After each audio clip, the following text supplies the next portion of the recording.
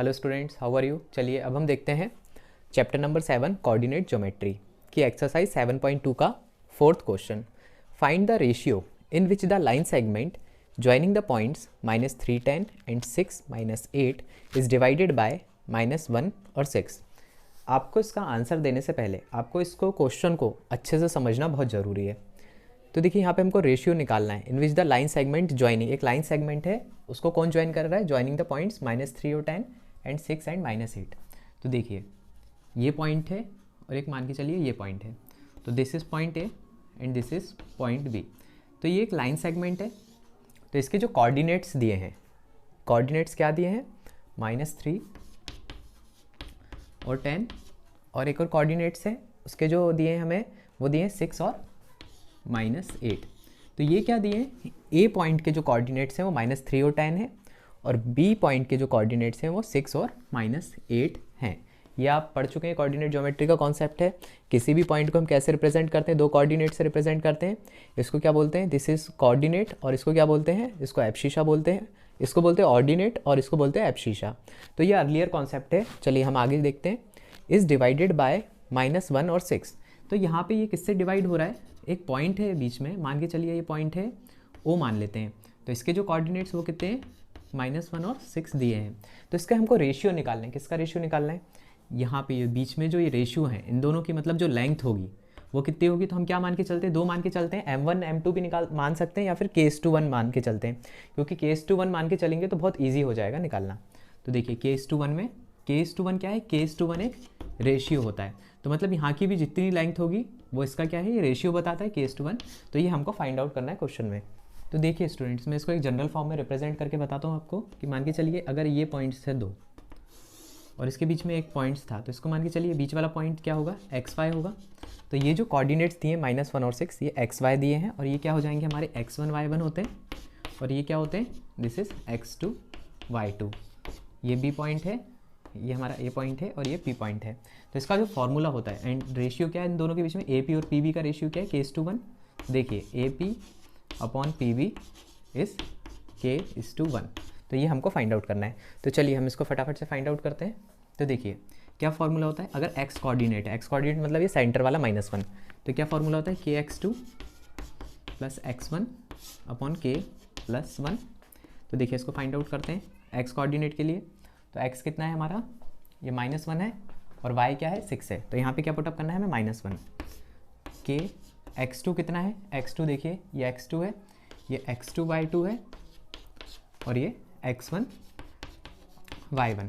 तो x2 कितना है, 6 प्लस x1 कितना है, -3 अपॉन k+1। चलिए अब इसको सॉल्व करते हैं। k+1 यहाँ पे क्रॉस मल्टीप्लिकेशन हो जाएगा, तो क्या हो जाएगा, -k+1 is equal to k × 6 is 6k plus -3। तो माइनस का मल्टीप्लाई करिए, -k -+- और -+-1 6k -3। अब देखिए k जो है वो उधर जाएगा, तो -1 और 3 को यहाँ ले आइए, तो इक्वल के इधर आके +3 का हो जाएगा, और 6k -k उधर जाएगा तो +k। तो ये कितना हो गया, 7k, और -1 + 3 is 2। So k is equal to क्या हो जाएगा, देखिए इसको क्या लिख सकते हैं, 7k, इसको इधर ले आइए 2, तो k इज इक्वल टू क्या आ गया, 2/7। So this is the answer, this is the ratio. So this is the very easy method to find the ratio. So our answer is, what is the ratio, the ratio is k/1 और 2/7। चलिए अब फटाफट से इसका next question solve करते हैं।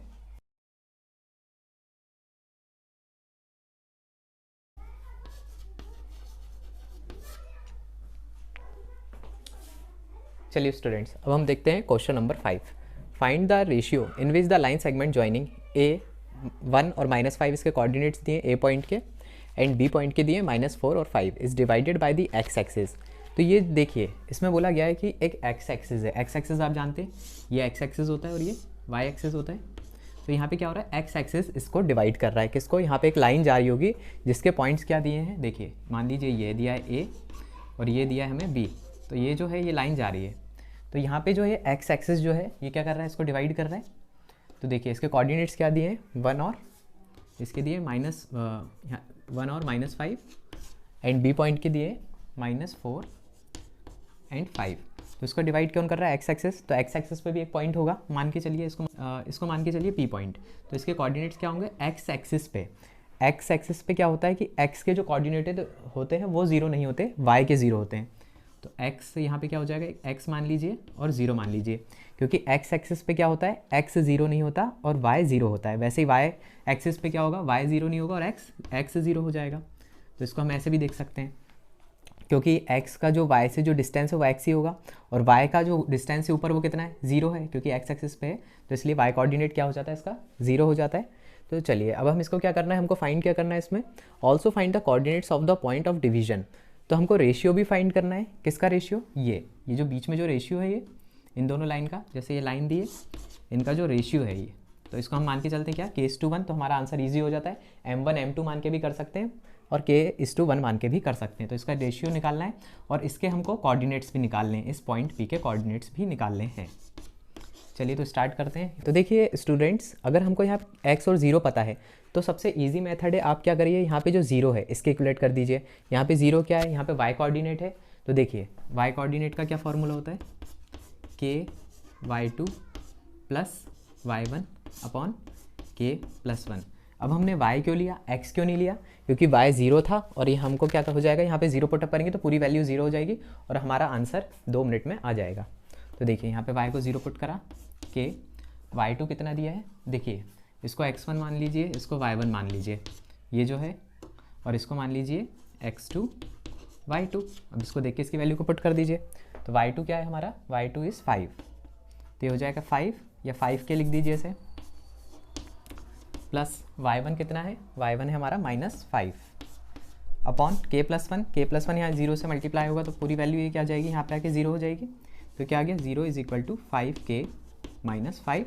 अब 5 को उधर भेज दीजिए, तो 5 = 5k, तो क्या हो जाएगा, k = 5/5 हो जाएगा। तो ये कितना आ गया, 1। तो किस k की क्या वैल्यू आई हमारी, 1 आई। अब देखिए स्टूडेंट्स, k की वैल्यू हमने 1 फाइंड आउट कर दी है, तो मतलब हमारा जो रेशियो है वो क्या है, k:1 है। तो हमारा रेशियो क्या आ गया, k:1, तो क्या आ जाएगा, 1:1 रेशियो में डिवाइड हो रहा है। अब देखिए हमको आगे क्या पूछा गया, also find the coordinates of the point of division. ये पॉइंट ऑफ डिवीजन जो P है इसके कोऑर्डिनेट्स फाइंड आउट करने हैं। तो देखिए y कोऑर्डिनेट तो 0 है, हमें x कोऑर्डिनेट फाइंड आउट करना है। तो चलिए इसमें वैल्यू पुट अप कर देते हैं, तो x कोऑर्डिनेट आ जाएगा। तो x क्या होता है, k:2 + x1 अपॉन k+1। अब देखिए x हमारे पास अब सारी वैल्यूज़ हैं, k कितना आ गया हमारा, 1 आ गया है, और x2 कितना है, x2 हमने ये माना था -4 प्लस x1 कितना है, 1, तो यहाँ 1 पुट करा, upon k+1 is k is 1, 1 + 1, तो ये कितना हो गया, -4 + 1 अपॉन 2, ये कितना आ जाएगा, -3/2, ये आ गया x।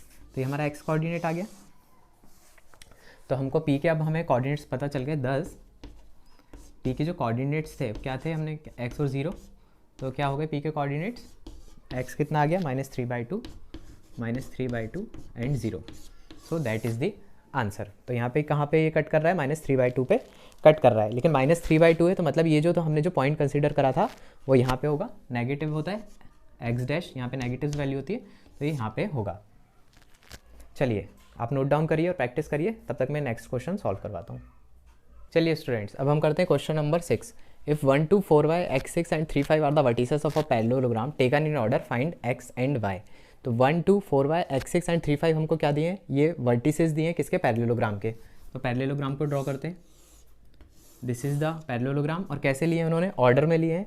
इट मीन्स यहाँ लिया है A, B, C and D, और यहाँ पे क्या है इसके कोऑर्डिनेट्स, 1, 2, 4y, C के क्या है x6 एंड D के क्या है 3, 5। तो this are the vertices of a parallelogram taken in order. हमको क्या करना है, यहाँ पे जो x दिया है और यहाँ पे y दिया है, इसकी क्या करनी है, हमको वैल्यू को फाइंड आउट करना है कि x y कितना होगा। तो देखिए स्टूडेंट, इस क्वेश्चन को करने के लिए हमको क्या करना पड़ेगा, ये पैरेललोग्राम है तो हम यहाँ से डायगोनल्स को ड्रॉ करेंगे। तो डायगोनल्स को ड्रॉ करते हैं, join A to C and join B to D। तो देखिए यहाँ पे पॉइंट ऑफ इंटरसेक्शन आ जाएगा, तो मान के चलिए ये पॉइंट ऑफ इंटरसेक्शन क्या है, P है। तो इसके भी कुछ कोऑर्डिनेट्स होंगे, तो मान के चलते हैं इसके जो कोऑर्डिनेट्स हैं वो है हमारे यहाँ पे x और y दिया है, तो हम मान के चलते हैं ये है x' और y'। तो देखिए स्टूडेंट्स, यहाँ पे हमको क्या याद रखना है कि पैरेललोग्राम्स की जो प्रॉपर्टी होती है वो क्या होती है, the diagonals of a parallelogram bisect each other. तो ये बाइसेक्ट करते हैं एक दूसरे को, इसका मतलब ये होगा कि 1:1 में डिवाइड हो गए। तो यहाँ पे हम लिख देंगे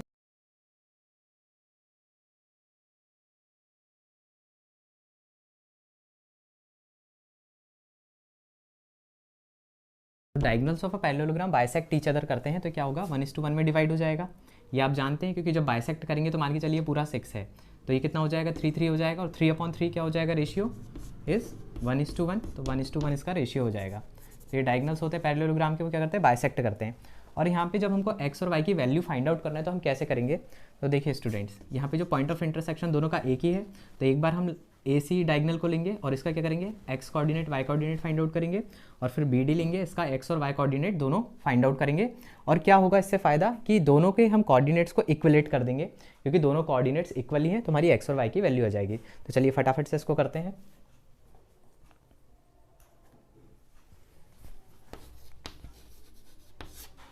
तो देखिए फॉर ए सी डायगोनल, यहाँ पे पॉइंट P के जो है वो पॉइंट P है, वहाँ पे कौन सा एक्स कोऑर्डिनेट एक्स डैश है, तो एक्स डैश के लिए क्या हो जाएगा, x1 + x2/2। तो x1 कितना है हमारा, देखिए फॉर AC के लिए देख रहे हैं, तो इसको x1 y1 मान लीजिए और इसको x2 y2। तो देखिए x1 + x2, तो 1 + x/2 हो गया, ये हमारा x डैश कोऑर्डिनेट्स आ गया। यहाँ पे क्या x भी था इसलिए मैंने इसको x डैश मान लिया, तो ये कोऑर्डिनेट आ गया फॉर AC डायगोनल के लिए ले रहे हैं। वैसे y dash diagonal, y dash coordinate के लिए क्या हो जाएगा, y1 + y2/2, क्योंकि वो बाइसेक्ट इक्वली बाइसेक्ट थे इसलिए फार्मूला लग जाएगा। जो मिड पॉइंट का होता है, मिड पॉइंट भी है वो, तो आप ऐसे भी याद रख सकते हैं। तो y1 कितना है, 2 + 6/2, तो ये कितना हो गया, 8/2 एंड दैट इज़ 4। तो y डैश कोऑर्डिनेट कितना आ गया, 4 आ गया। तो ये हमारे दो कोऑर्डिनेट्स आ गए, लेकिन ये किसके लिए निकाले, अभी देखिए आप यहाँ पे x आया है, अभी वैल्यू नहीं आई है, तो देखिए x डैश y डैश आ गए। तो यही जो कोऑर्डिनेट्स है x डैश y डैश, ये हमको बी डी डायगोनल के लिए भी निकालने हैं। तो फॉर बी डी डायगोनल उसके लिए भी यही कोऑर्डिनेट्स होंगे, सेम कोऑर्डिनेट्स रहेंगे, तो ये आपको ध्यान रखना पड़ेगा। तो x डैश = बी डी के कितने हैं, अब इसको मान लीजिए x1 y1 and x2 y2। तो x1 + x2 मीन्स 3 + 4/2, 7/2 आ गया, ये आ गया इसका एक कोऑर्डिनेट्स। और y डैश क्या हो जाएगा, y1 + y2, तो y1 + y2/2, तो y1 कितना है हमारा 5 + y2 इज़ y/2, तो ये आ गया हमारा y डैश। अब देखिए स्टूडेंट्स, ये जो आए हमारे, ये भी y डैश है और ये हमारा क्या है, x डैश है। तो देखिए ये x डैश आ गया और ये क्या आ गया हमारा, ये भी x डैश है। तो देखिए इन दोनों को जब इक्वलेट कर देंगे, क्योंकि ये भी x डैश की वैल्यू और ये भी x डैश की वैल्यू है, क्योंकि पॉइंट ऑफ इंटरसेक्शन P एक ही है, तो हम इन दोनों को इक्वलेट करते हैं तो x डैश की वैल्यू हो जाएगी, और y डैश को इक्वलेट करेंगे तो y की वैल्यू आ जाएगी। तो चलिए मैं ये बोर्ड रब करता हूँ और यहाँ पर सॉल्व करता हूँ। तो देखिए by equating x dash coordinates, तो देखिए x डैश कोऑर्डिनेट से 1 + x/2 मिल गया यहाँ से, और यहाँ से क्या है 7/2 है, ये 7/2 इज इक्वल टू 7/2। तो इसको सॉल्व करेंगे तो 2 यहाँ पे, ये 2 से 2 कैंसिल हो जाएगा, डिवाइड हो जाएगा, तो ये आ गया 1 + x = 7। So x = 7 - 1 and x = 6। तो x की वैल्यू कितनी आ गई, 6 आ गई।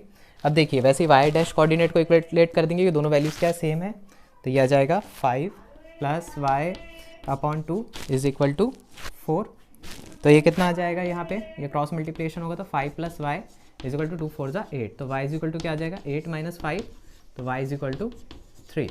तो ये देखिए स्टूडेंट्स, हमने x और y के वैल्यूज़ को फाइंड आउट कर लिया है, x की वैल्यू 6 है एंड y = 3। सो स्टूडेंट्स, अगर आपको मेरे वीडियोस अच्छे लग रहे हैं तो मेरे चैनल को सब्सक्राइब करें, और जो भी आपकी मैथ्स में डिफिकल्टीज़ हैं उसको कमेंट बॉक्स में कमेंट करें, मैं उसका प्रॉपर सॉल्यूशन दूंगा। Thank you.